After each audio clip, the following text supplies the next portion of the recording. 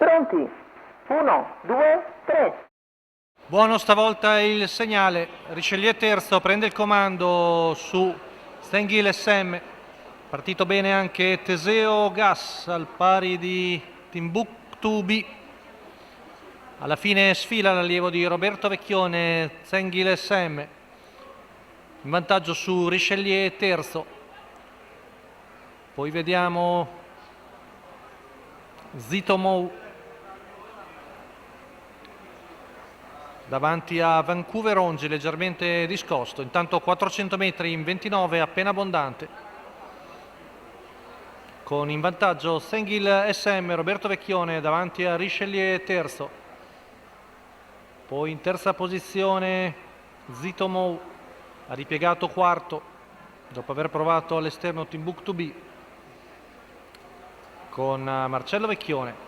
Mentre a distanza Vancouver Ongi guida il gruppo degli inseguitori davanti a un vero HBD.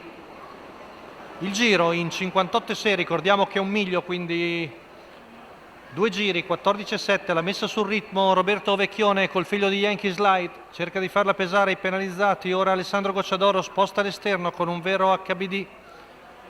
Cerca di risalire, il chilometro va via in un 14 secco, sempre Richelieu terzo in seconda posizione davanti a Zito Mou. Ora un vero HBD fa sul serio e avanza al largo, sta venendo in maniera molto decisa e va direttamente all'attacco di Stengil SM, che sembra sul punto di alzare bandiera bianca già a 400 metri dalla conclusione. Un vero HBD prende il comando con Alessandro Gocciadoro, versione catch per Lorenzo Baldi. Siamo a 200 metri dalla conclusione, ultima curva passata in 15, retta d'arrivo con un vero HBD nettamente in vantaggio.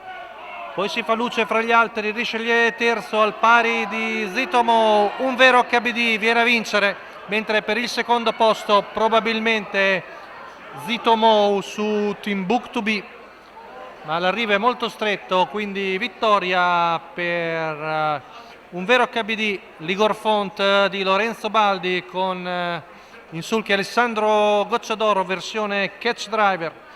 Per la scuderia Yankee la quota di un vero HBD di 5,07, mentre Zito Mou è secondo posto, Timbuktu B è terzo e probabilmente quarto Richelieu terzo.